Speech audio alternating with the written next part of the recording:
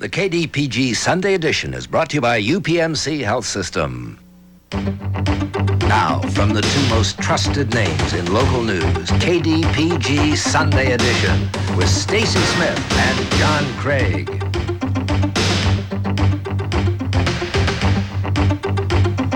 Good morning and welcome to the KDPG Sunday edition. Our discussion this morning is about the board that controls the property assessments for Allegheny County taxpayers. The board is split by political infighting, and it could affect your taxes. The latest feuds are over property owners who get tax breaks without any proof that they are eligible, plus county assessors who may not be qualified for the job. Now, those are the two major areas of discussion today with our guests, Mike Suley. Mr. Suley is the vice chairman of the county's Assessment Appeals and Review Board. Joining me, as usual, is the editor of the Pittsburgh Post-Gazette, John Craig, for our questioning. And we should add at this moment, John, that we asked the chairman of this board to join us today. We did not hear back from him. And we also asked County Commissioner Larry Dunn to join us this morning, and he also chose not to join us. It's very difficult to get anybody who's on the other side of this issue to speak in public, and at least in an uncontrolled environment. Well, given that, we were going to have Mr. Suley with us this morning. And Mr. So we have Suley, to work on him. We'll have to work on him. We're going to have to beat him up here and see what we can get out of him and whatever. It's great to be here. Well, thank you so much for being with us this morning. Sure. The question would be, all this infighting, this cannot be good for the public. Well, again, I don't know if we should be judged on the bickering or the fighting. I think maybe we should be judged on how we vote and the policy decisions that is the sum of what we are over the last 2 years. Well, aren't those policy decisions really based on politics in the long run? I believe so, yes. And one of the things people don't know, how many of you are there? There are 7 board members. Okay, and you're split right now 4-3? We were until recently. There's a new board member, and I don't want to speak for that board member and how that new member will vote. But up until the new board member, I was in the minority. And it was 4-3, and people who are close to Larry Dunn were in charge. Yes. Right, and they have absolute charge too, don't they? Yes. So if you have an assessment, and it comes up to board members actually change assessments, don't they? We raise them, lower them, or keep them the same. And you do them you're personally yourself? Yes, I can. Last year I had over 1,000 hearings, appeal hearings. Yes. And as Stacy's question to you was, what are you guys fighting about? Well, there are 2 issues here. One is who controls the department, the administration of the department. And then, until recently, I believe it was the other 4 members. And we have 1 supervisor and manager for every 8 employees. We should be doing a much better job than we are now. But a much greater issue is the countywide reassessment. I'm for the countywide reassessment. I've come out from the beginning. I signed my name on the contract. And the leader of the other faction, whom I believe is Mr. Kenneth Barron, did not sign the contract along with Commissioner Dunn, and they have been the biggest critics. And that contract, it was ordered by the court? Yes, it was ordered by the court. I want to get to the reassessment area in just a moment. But let's talk about what the first part of this whole thing. If we're talking about you have people who are pro Larry Dunn and people who may have been pro Mike DeWita on this board, that's basically what we're talking about, isn't it? We're talking Republican and Democrat, aren't we? I don't want to align myself with any of the commissioners. Nobody wants what to I will say, pro reassessment, pro reassessment, anti reassessment. Those are the 2 factions. All right, now it's the issue, not aligning with people. But let's take into account then the appeals that come before each commissioner. Don't you guys have a set guideline? Why would anybody be concerned whether their appeal goes to you or they go to the one that was Mr. Dunn supported? See, okay, I'm speaking for myself. If Mr. Smith, if you came in and on an appeal in front of me, I would base my decision on what your house is worth. That's the way the law is. That's the way it must be done. Commissioner Dunn and Mr. Barron, who serves on the board, went around the county in the spring talking to people about their assessments and appealing their assessments. Mr. Dunn's message was he has four very good members on the board, and he has encouraged those members to lower assessments. My job is not to lower assessments, only if it's warranted.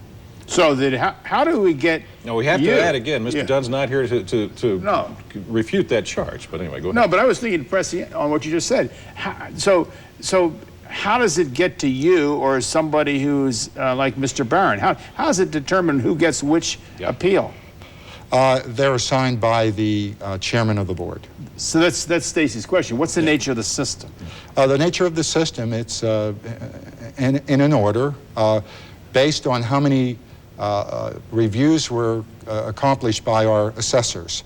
For example, I don't know what areas you live in, but if it's Franklin Township and we have 40 reviews for Franklin Township, it is assigned to one board member. It's not in alphabetical order, but I've questioned that process as well. I mean, so one of you members would have everybody... Here, one area. One area. On one day. So 40 hearings in a day. So really politics then will have nothing to do with this, unless that area happens to be one that has traditionally voted one way or the other. Well, I've questioned this process in the past. My results versus Mr. Barron's results. We were on both ends of the spectrum. I reduced 30% of my assessments for calendar year 1998.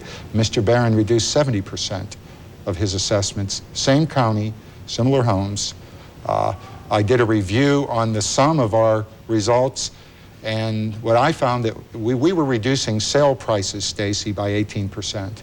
In other words, if you paid $100,000 for your home, we considered that as a part of our criteria for market value, but we reduced the market value to $82,000.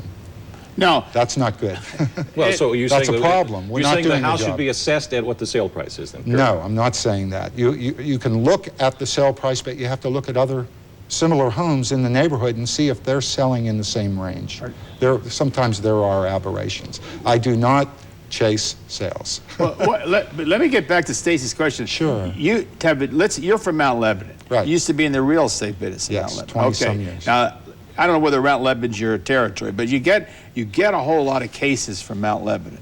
Right. Is there a member of the board who sits on the Mount Lebanon cases? Absolutely not. There is not? No, there's a rotation. Okay. And that's the way it should be. Okay, it's rotated. Right. And what comes up to this person who's got these cases from Mount Lebanon, their whole cluster of them, is the recommendation from field assessors.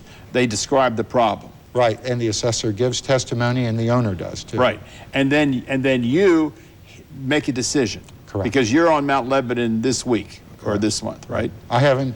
Okay, but what I'm trying to get at is that you make your decision, and it turns out to be that you do 70% of you side with the assessor, and 30% you reduce.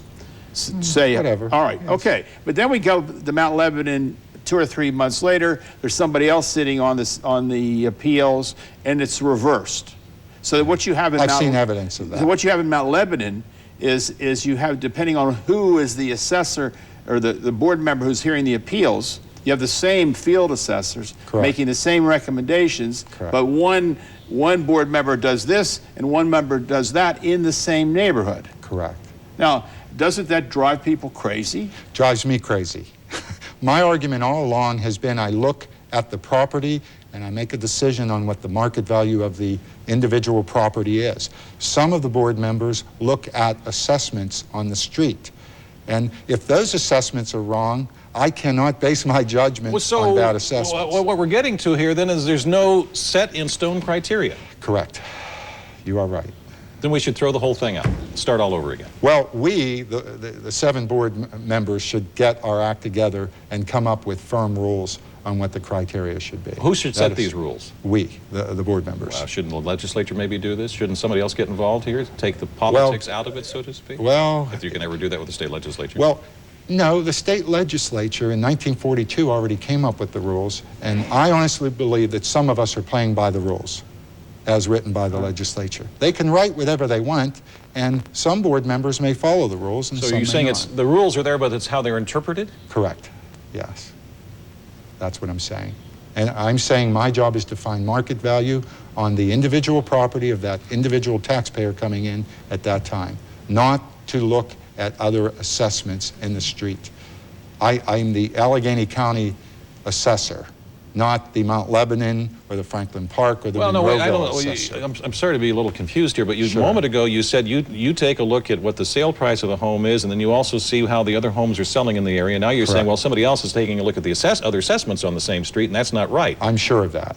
Well, I guess I'm really dumb here because I'm just a guy who pays the taxes on my home. I don't understand what you're saying. What the difference is between... sale price, two variables. One is the sale price is closer to market value than the assessments. Most people know the assessments in Allegheny County are low and out of whack. Out of whack. Those are two issues, yes. Yeah. Yes. Well, that's a fact. Yeah, and you think everybody basically in the end should be paying more than what they're paying?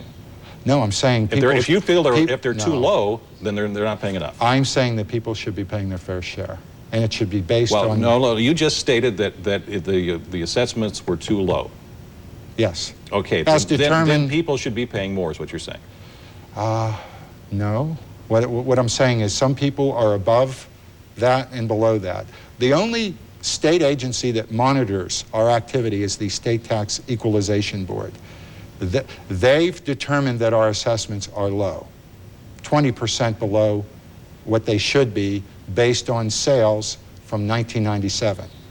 That's the only criteria I use, is what the State Tax Equalization, they're saying the assessments are low. If I raise the assessments and they're fair and equitable, that doesn't necessarily mean that the taxing bodies should take advantage of a windfall. In fact, there is protection right now. Well, they're doing it already. Well, no, there is protection right now in Allegheny County under a state law that was signed in December of '98, signed by Governor Ridge, which will protect property owners in Allegheny County from potential windfalls that the taxing jurisdictions will get from including the the school districts? All of them, yes. School districts, municipalities, county, etc. The windfall cannot exceed 5% of what the revenues were the previous year. All right, well, so that is in place. So what may happen is if I raise the assessments, I'll lower some. We're projecting that a third will go up, a third will go down, a third will stay the same. I don't know how, but I always know that mine's going to be the third that's going up. And we'll be back with Mr. Suley as the KDPG Sunday Edition continues. Welcome back to the KDPG Sunday Edition. Our John Craig is with me as always, and our guest this morning is Mike Suley. He is the Vice Chairman of the Allegheny County Property Assessment Board. John? I want to take a different tack, and that has to do with another thing, issue, and that is the quality of the information you get upon which you make your decision. Right. What are the qualifications of the people who are field assessors? Well, state law says that they must be appointed by the 7-member board. That's it? That's it. Are there any other qualifications? Not that I'm aware of. Okay. So how do you decide who you pick? I'm speaking for myself, not for the board.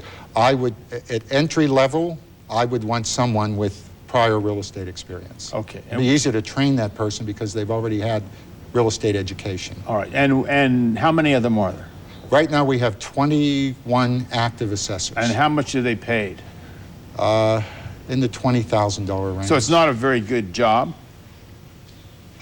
You can decide from what I just said. The $20,000. Is it a part-time job or a full-time job? Some of the assessors have other jobs. Okay. Now, when you get something like the USX building, which is a major component, of the real estate picture of Pittsburgh, the city, correct. How is somebody at that level in a position to make a qualified estimate? That's a very good question. We do have one assessor for the Central Business District, downtown, and these are very important decisions. Now, okay, what is he or she? Is he or she the same thing? You pick them and they get paid $20,000 a year? Yes. Why, given the stakes involved? Because when these corporations come in to lower, to appeal their assessments, they assume they have lawyers and the rest, very high-powered people. Yes, they do. Isn't it kind of a one-sided argument? Personal opinion, yes, it's a mismatch at times. Because, again, you guys, why do you permit, I don't know what percentage of assessments is commercial property, and all the politics is people's houses. But people's houses, what do they make, about 2/3? Well, based on what we did last year, 50% of the reductions were commercial. assessments. But I'm talking about that if you take the total assessed property in Allegheny County, Right. isn't it about 25% commercial is commercial. and of the industrial volume, yes. And that is the total dollars. I'm being told by Sabre Systems it may be 40% when they're finished with. That's what I think too. I think it's much higher, and I all agree. all the static and yapping is is about people's houses. Right. But insofar as you can significantly keep under assessing corporate industrial property, you also, a byproduct of that is not just that it's unfair, but it also puts a higher load on the residential property, because there, in a sense, there's a lot more room to play around with, because the industry people are very smart, and they're not going to pay one more nickel than they have to, are they? That's right. And you guys, very rarely, can stand up to them, can you? Well, it depends. Well, you look at the city of Pittsburgh. How long have you been on the board? 2 years. Okay, and how many of those major downtown office buildings have their assessments reduced? Many of them have. And it's been at least for the 90s, it's been a pattern of behavior. Correct. And what that does is for the city, it puts all sorts of pressure on all other real estate. Decreases the tax base. Yes, I agree. And so you have this whipsaw effect. Right. Is where you've got politicians trying to throw bones to taxpayers by just saying we're going to freeze your residential assessment the same way the industrial tax base is going down, right? That's correct. Well, how can you defend that? Well, I'm not defending it. I'm saying it's abysmal. We have to raise the qualifications, and I brought that question up this week. Our director just this week announced that he is placing some of the residential assessors into the commercial field, and he is hiring 5 new assessors tomorrow, Monday. Do you think that real estate assessments and the quality of real estate assessments has any role in the attractiveness of a region to business? Absolutely, yes. It's part of the fiber of the community. Okay, do you think that the way industrial real estate is assessed and taxed in Allegheny County is hurting Allegheny County's economic development? Absolutely. So why don't you do something about it? I'm only speaking for myself, Mr. Craig, and I want to. I'm going up against something that's bigger than me at this time, and if I win, I think the people of Allegheny County will win. We must upgrade the qualifications for entry-level assessors. Okay, we cannot determine their salary. Okay, what would you do to increase commercial assessor? I would want 5 years experience in commercial real estate. I would pay them a heck of a lot more than $20,000 a year, but under state law, I don't have any say-so in what they're paid. The salary board does. Let me ask you a related question. Okay. Why not farm it out? That is, are there other cities that they don't employ the assessors? They recognize this is fairly expensive, fairly qualified, highly specialized work concern. It says let's employ a company and let them do it for us. Good question. I attempted to do that last year. Talked to some appraisers in Allegheny County, and the only problem with that is the conflict. They've already placed appraisals for their clients who came before us to obtain reductions and to represent us and the other side, and they just didn't want to get involved in it. Because most assessors on this program who said, the only person who really can assess an Allegheny County house is an Allegheny Countyan. I mean, what the heck? You just can't come here and assess this thing first. You need a local person. What do you think? Well, I want to go back to another aspect here, because I'm a little confused between the two of you, because you're both in agreement on something here. And you asked Mr. Suley just a moment ago that the way the assessment is done right now on commercial property hurts business growth in this. Is that what you just stated? What I said was that you see a pattern here where you have people who are doing the assessing for the government are no match for the people on the other side, and so you have property, industrial property assessed in effect by people who have. And you're saying it's underassessed. I didn't say it was underassessed. I just said that in the sense is that that they have a great disadvantage when arguing when some guy comes here from New York with his lawyer to talk about getting his building, which he's just spent $40 million for, reduced. And that happens all the time. I think it's also true, less percent of industrial land. We have all these TIFs and all these other things going on, too. But that's irrelevant to what we're talking about. What I'm going to, though, is the point And that is that for this area to continue to grow, businesses want lower taxes. And isn't the board and aren't these assessments appeals just going right along with that to make sure businesses stay here? There are two issues here. My own personal opinion, maybe we are overtaxed, but we are underassessed. They're two separate issues, and I think most people mix the two, and that's a mistake. You're saying the millage could be lowered, but the assessment should go up? Well, I believe everyone should pay their fair share. I don't believe... I know, I keep saying that. Let me share with you one thing. The commercial properties, Stacy, these people come in, they're sophisticated, they have lawyers, they have appraisers, they come in and they can take advantage of the lower ratio, which is 20.3% for this year. Then the reason they can take advantage of that, even if the market value hasn't changed from last year, is because we, the Allegheny County Property Assessment Board, has not aggressively been assessing. The last countywide reassessment was in 1994. And there's one underway now. Right, court ordered. And that's being done not by you, it's done by people from outside Allegheny County. No, well, Sabre Systems. You've hired a company to come in and do it. Yeah, that's another misnomer. 95% of their employees live and work in the area. Okay, of course. So obviously, because you don't want to commute here from New York to do this work. But in the case but it's a company that his business is assessing property. It assesses property all over the country, does it not? Mass appraisal, yes. And 20 states. And aren't there computer programs that are integral to this work now? Absolutely. Okay, yes. and they are using these computer programs here. Right. That is correct. Now, this is going to result perhaps in different assessments. Yes. Is that going to result in more accurate assessments? Yes, because the first phase right now is collecting data. Most of the data that the county assessment system has now is incorrect. We haven't looked at a lot of these properties in 20 years. Now, Les, we got very little time. Yes. And you say a third, when you get accurate assessments, then you get to paying your taxes. A third of them are going to go up, a third are going to go down, and a third are going to stay the same? That's the general rule, Do you promise? Yes. Okay, we got it settled then. Probably yours are going to stay the same, his are going to go down, mine are going to go up. Depends on where they are now. Thank you so much for joining us this morning on the KDPG Sunday edition. We'll be back in just a moment.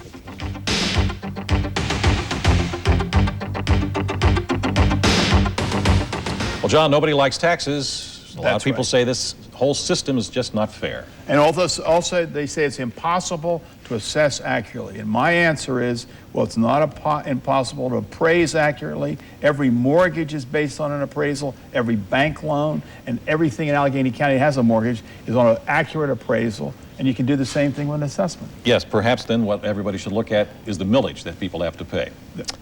Which is the taxes. Exactly. Those persons are Louis J. Sparvero, Rose H. Liptak, and Michael J. Suley. Second. Moved and seconded. All in favor signify by saying aye. Aye. Opposed? Motion carries unanimously. Counselor, I just want to point out that I think I've read Bert Goodman's analysis of this issue, and it may be that we have to stagger the terms. It's my opinion. I want to hear your legal opinion. Yeah, I'm pleased to say we researched the matter thoroughly, and in the submission, all these persons are submitted to serve for 6-year terms. The law specifically states that when they're being appointed to fill expired terms, that their term is to be 6 years, and staggering those terms is not necessary.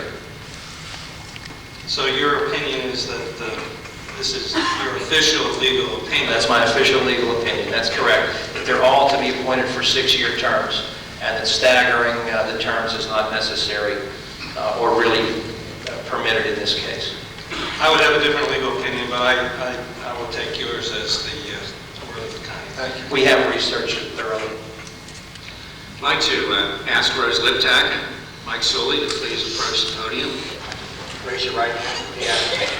I solemnly swear that I will support, obey, and defend the Constitution of the United States and the Constitution of this Commonwealth. And and that I will discharge the duties of my office with fidelity. that I have not paid or contributed, or promised to pay or contribute, either directly or indirectly, any money or other valuable thing to procure my appointment, that I will not knowingly receive, directly or indirectly, any money or other valuable thing for the performance or non-performance of any act or duty pertaining to my office, other than the compensation allowed by law. Congratulations.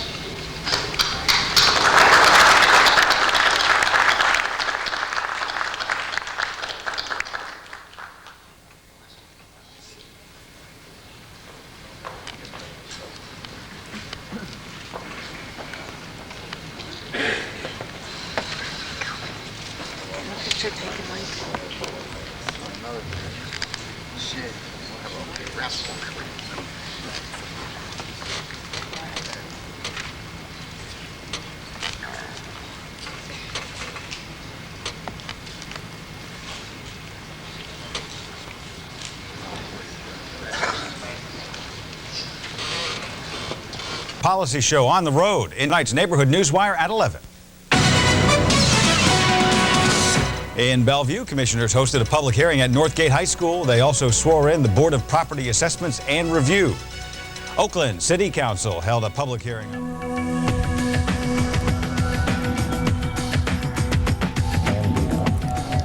Back on Night Talk, property assessments in Allegheny County. It's a horrible, confusing mess. Let's see if we can get to the bottom of things with